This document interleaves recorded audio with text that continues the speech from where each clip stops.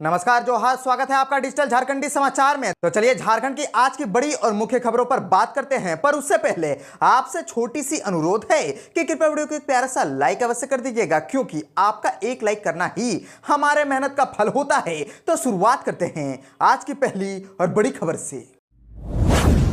इस वक्त की बड़ी खबर झारखंड से आ रही है, जहां पर झारखंड में मैया सम्मान योजना राशि वितरण समारोह में 56 लाख से अधिक लाभुकों के खाते में हो गए हैं पैसे ट्रांसफर। दरअसल बहुचर्चित मुख्यमंत्री मैया सम्मान योजना के तहत अब झारखंड के 18 से 50 साल की महिलाओं को हर महीने 2500 रुपए मिलेगा। राज्य सरकार द्वारा नामकुम में खोजा टोली आर्मी कैंप मैदान में आयोजित कार्यक्रम में मुख्यमंत्री हेमंत सोरेन ने जारी किया। इस मौके पर 56,61,791 लाभुकों के बीच 1,415 करोड़ 44,77,000 रुपए राशि उनके खाते में मुख्यमंत्री के द्वारा डीबीटी के जरिए बटन दबा करके जारी किया गया। और आपको बताते चले कि नामकुम स्थित खोजा टोली आर्मी मैदान में राज्य भर से बड़ी संख्या में पहुंची महिलाओं ने इस दौरान मुख्यमंत्री हेमंत सोरेन और विधायक कल्पना सोरेन का ग्रैंड वेलकम किया। और इस मौके पर मुख्यमंत्री हेमंत सोरेन ने संबोधित करते हुए राज्य की गरीबी पर चिंता जताते हुए इस योजना को महिला सशक्तिकरण की दिशा में ऐतिहासिक कदम बताया। उन्होंने इस राज्य को विकसित राज्य बनाने का आह्वान करते हुए कहा कि आप सभी महिलाओं को विशेष जिम्मेदारी है। सरकार ने एक ऐसी व्यवस्था दी है जिसके माध्यम से आप न केवल अपना सपना देखेंगे बल्कि इसे पूरा करेंगे। जब हमने 1000 इस योजना के तहत देना शुरू किया, हमारा मजाक उड़ाते थे और साजिश के तहत विरोधी झूठा वादा करने लगे। और यही नहीं, मुख्यमंत्री ने केंद्र सरकार पर हमला बोलते हुए कहा कि झारखंड के साथ हमेशा से भेदभाव होता रहा है। यहाँ के लोगों को बैंक से लोन नहीं मिलता, बकरी खरीदना हो लोन नहीं मिलेगा, पढ़ाई करनी होगी तो लोन नहीं मिलेगा, ये नहीं चलेगा। मुख्यमंत्री ने चेतावनी भरे लहजे में कहा कि बैंक अपना यह तरीका बदल ले। हमारी सरकार रांची हेडक्वार्टर से चलने वाली नहीं है, बल्कि राज्य के कोने कोने से चलने वाली सरकार है। झारखंड से और एक बड़ी खबर आ रही है, जहां पर केंद्र से नहीं मिला है अब तक बकाया 1,36,000 करोड़ रुपए। और इस बार आर पार के मूड में आ गए हैं हेमंत सोरेन के मंत्री। दरअसल केंद्र सरकार से कोयला रॉयल्टी मद में 1,36,000 करोड़ रुपए बकाया वसूली को लेकर के राज्य सरकार कोर्ट का दरवाजा खटखटाएगी। मीडिया कर्मी से बातचीत में वित्त मंत्री राधाकृष्ण किशोर ने कहा कि केंद्र सरकार बकाया राशि लौटाए, इधर उधर की बातें न करे। उन्होंने बताया कि पूर्व मुख्य सचिव सुखदेव सिंह ने इसे लेकर के केंद्र सरकार को पत्र लिखा था। इसके बाद मुख्यमंत्री हेमंत सोरेन ने भी पत्र लिखा, लेकिन दोनों पत्रों को कोई जवाब नहीं दिया गया। और आपको बताते चले कि उन्होंने कहा कि हम कोई भीख नहीं मांग रहे हैं, केंद्र सरकार को हमारा पैसा लौटाना चाहिए। यदि केंद्र सरकार हमारा पैसा नहीं लौटाती है तो कानूनी रास्ता भी है। और आपको बताते चले कि वित्त मंत्री ने कहा कि उनका मंत्रालय अगवा बजट 2025 से 26 की तैयारियों को अंतिम रूप देने में लगा है। अगवा बजट राज्य की सभ्यता, संस्कृति और झारखंड वासियों की भावनाओं के अनुरूप होगा। बजट गरीबों, शोषितों, वंचितों, दलितों, आदिवासियों, अल्पसंख्यकों, आर्थिक रूप से कमजोर लोगों, युवाओं, महिलाओं की आवश्यकता और उम्मीदों के अनुरूप बनाया जाएगा। इसके लिए राज्य सरकार ने सुझाव लेने की प्रक्रिया शुरू कर दी है और वेबसाइट के माध्यम से आप लोग सुझाव दे सकते हैं। झारखंड में वित्त मंत्री राधाकृष्ण किशोर का बड़ा हमला, कहा कि भाजपा के सिर्फ मुंह में राम, हमने की नारियों की पूजा। दरअसल मुख्यमंत्री मैया सम्मान योजना को लेकर के आयोजित कार्यक्रम को संबोधित करते हुए वित्त मंत्री राधाकृष्ण किशोर ने कहा कि राज्य के मुख्य विपक्षी दल भाजपा के सिर्फ मुंह में राम है, लेकिन हमारे मुख्यमंत्री ने नारियों की पूजा की है और जहां नारी की पूजा होती है देवता वहीं बसते हैं। झारखंड में हर धर्म के देवी देवता बसेंगे। वित्त मंत्री ने कहा कि वर्ष 2017-18 में भाजपा की सरकार ने जेंडर बजट लाकर के महिलाओं के लिए 6,000 करोड़ रुपए का बजट निर्धारित किया था। उन्होंने भाजपा से पूछा कि महिलाओं का सशक्तिकरण नहीं हुआ तो 6,000 करोड़ रुपए कहां गए। आपको बताते चले कि उन्होंने कहा कि भाजपा ने कामकाजी महिलाओं के लिए छात्रावास का वादा किया था, लेकिन देवघर छोड़कर इसकी स्थापना कहीं भी नहीं हुई। प्रधानमंत्री उज्ज्वला योजना के तहत सिलेंडर तो मिला, लेकिन उसका उपयोग नहीं हो पा रहा है। और आपको बताते चले कि वित्त मंत्री ने कहा कि झारखंड बनने के बाद आधी आबादी के लिए किसी ने कोई कार्य योजना बनाई तो हेमंत सोरेन के नेतृत्व में इंडिया गठबंधन के सरकार ने। और कहा कि राज्य में महिलाएं खून की कमी से ग्रसित है, बच्चे कुपोषित हैं, निर्धन परिवार बच्चों को पढ़ा नहीं पा रहे हैं, लेकिन अब मैया सम्मान योजना का लाभ मिलने से मां बहन इससे निपटने के लिए किसी के आगे हाथ नहीं पसारेंगे। महिलाओं की श्रम भागीदारी भी पुरुषों के बराबर हो जाएगी और वर्तमान में पुरुषों की श्रम में भागीदारी 53% है तो महिलाओं की 42% है। झारखंड में बिजली की किल्लत अब दूर होगी। नए साल पर पीवीयूएनएल का बड़ा तोहफा, अब शुरू होगा उत्पादन। दरअसल झारखंड बिजली वितरण निगम और एनटीपीसी की ज्वाइंट वेंचर कंपनी पीवीयूएनएल जनवरी में ही 800 मेगावाट की पहली यूनिट से बिजली का उत्पादन शुरू कर दिया जाएगा। सीईओ आरके सिंह ने पीवीयूएनएल पतरातू के सुभाष चंद्र बोस हॉल में प्रेस कॉन्फ्रेंस कर बताया कि ट्रांसमिशन लाइन की समस्या का भी समाधान किया जा रहा है ताकि उत्पादित बिजली को सही ढंग से दूसरे स्थानों पर भेजा जा सके। ट्रांसमिशन लाइन के निर्माण का कार्य निर्धारित समय में पूरा कर लिया जाएगा। इसके लिए ऊर्जा विभाग कार्य कर रहा है। इसके बाद बिजली बेचने की प्रक्रिया चालू कर दी जाएगी। इसकी तैयारी प्रबंधन द्वारा शुरू की जा रही है। सीईओ आरके सिंह ने कहा कि पीवीयूएनएल पतरातू में बन रहे 4000 मेगावाट के पावर प्लांट का निर्माण कार्य तेजी से चल रहा है।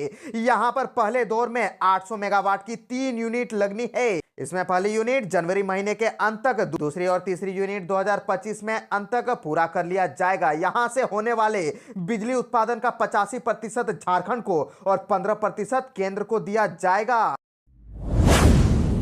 झारखंड से और एक बड़ी खबर आ रही है जहां पर कई महीनों से पेंशन का इंतजार कर रहे लोगों ने सुनाई अपनी पीड़ा। दरअसल झारखंड में जहां एक और लाभुकों के खाते में 2500 रुपए ट्रांसफर कर दिए गए हैं और पैसे मिलते ही लाभुकों के चेहरे में खुशी छा गई है, लेकिन वहीं दूसरी ओर सीएम हेमंत सोरेन से राज्य की एक बड़ी आबादी को अभी भी उम्मीद है कि जिस तरह मैया सम्मान की राशि जारी की गई है उसी तरह उनकी समस्याओं का भी समाधान हो। दरअसल सर्वजन पेंशन योजना के कई लाभुकों का कहना है कि उन्हें कई महीनों से पेंशन की राशि नहीं मिल रही है। इससे उनके सामने परेशानी खड़ी हो गई है। वे सरकार के प्रति नाराजगी जाहिर कर रहे हैं। वहीं कई लाभुकों को उम्मीद है कि सरकार जल्द ही उनकी समस्याओं का भी समाधान करेगी। और सर्वजन पेंशन योजना के तहत सरकार बुजुर्ग, दिव्यांग, परित्यक्ता, एकल महिला और विधवा आदि को 1000 रुपए प्रति महीने देती है, लेकिन कई महीनों से ये राशि लाभुकों को नहीं मिल रही है।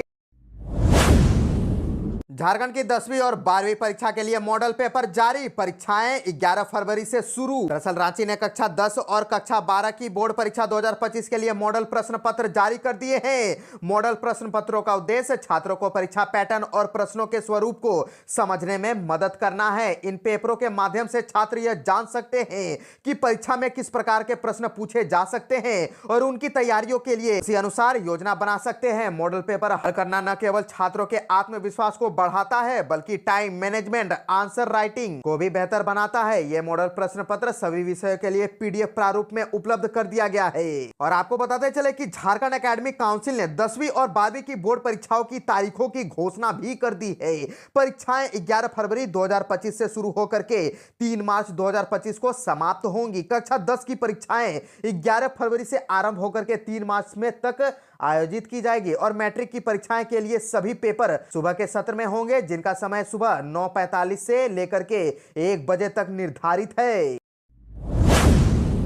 झारखंड में सब्जी का भाव गिरा, किसान बर्बाद कर रहे फसल। टमाटर और गोभी 4 रुपए पहुंचा। लागत भी नहीं निकलने से पशुओं को खिलाने पर मजबूर हो गए हैं किसान। दरअसल झारखंड के कई हिस्सों में सब्जियों की अच्छी खेती होती है। इस बार भी पैदावार ज्यादा हुई, पर यह किसानों के लिए मुसीबत बन गई है। सब्जियों के भाव लगातार गिर रहे हैं। ऐसे में किसानों ने जो खर्च कर खेती की थी वो भी निकालना अब मुश्किल हो गया है। ऐसी स्थिति में किसान गुस्से में खेत में लगी टमाटर, पत्ता गोभी और फूल गोभी को बर्बाद करने में मजबूर हो गए हैं। और आपको बताते चले कि रामगढ़, हजारीबाग और लोहरदगा में किसान सब्जियों का यह तो खेत में ही ट्रैक्टर से रौंद करके बर्बाद कर रहे हैं या फिर मवेशियों को खिला रहे हैं। किसानों का स्पष्ट कहना है कि बाजार ले जाकर के सब्जियों को बेचने का खर्च भी नहीं निकल पा रहा है। ऐसे में सब्जियां अब हमारे काम की नहीं। रामगढ़ में पत्ता गोभी और फूल गोभी की थोक मूल्य लगभग 2 से 4 रुपए के आसपास है। पालक अब 5 रुपए किलो हो गया है। वहीं टमाटर की स्थिति यह हो गई है कि किसान या तो खेत में ही फसल को जलाते रहे हैं या जोत देते हैं। होमगार्ड जवानों के एरिया भुगतान का मामला को लेकर के अदालत में हाजिर नहीं हुए डीजीपी। कोर्ट ने नाराजगी के साथ जारी किया नया आदेश। असल होमगार्ड जवानों के एरिया भुगतान से संबंधित अवमानना याचिका पर झारखंड हाई कोर्ट में सुनवाई हुई और सुनवाई के दौरान गृह सचिव तो कोर्ट में हाजिर हुई, लेकिन डीजीपी हाजिर नहीं हुए। इस पर अदालत ने कड़ी नाराजगी जताते हुए कहा कि कोर्ट के आदेश को हल्के में न लिया जाए। अदालत में डीजीपी को अगली तिथि को कोर्ट में उपस्थित होने का आदेश दिया है। और बता दें कि हाईकोर्ट ने वर्ष 2017 में समान काम के बदले समान वेतन के बकाया एरिया के भुगतान का आदेश दिया है, जिसका अभी तक अनुपालन नहीं किया गया है। झारखंड से और एक बड़ी खबर आ रही है, जहां पर झारखंड में भारतीय जनता पार्टी अब चलाएगी संविधान गौरव अभियान। बाबा साहेब के विचारों को जनता के बीच पहुंचाने का करेगी काम। दरअसल बाबा साहेब भीमराव अंबेडकर को लेकर के इन दिनों चल रही सियासत के बीच बीजेपी ने संविधान गौरव अभियान चलाने का निर्णय लिया है।